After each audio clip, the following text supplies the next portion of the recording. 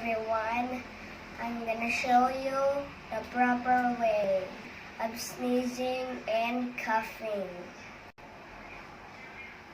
Come on, let's do it.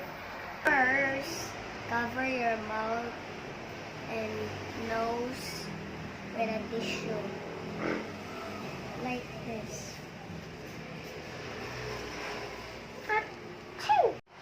Second, throw the tissue right away in the trash bin.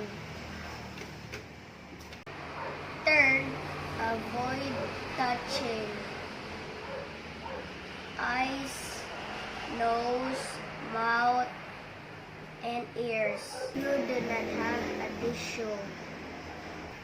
Use your elbow to cover your nose and mouth, like this.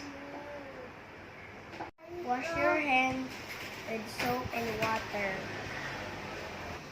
after you sneeze or cough, like this.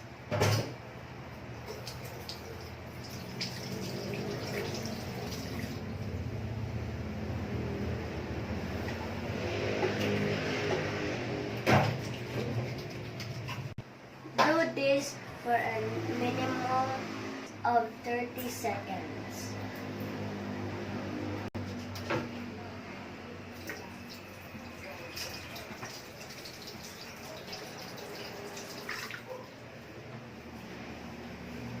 You can also use alcohol to clean your hands.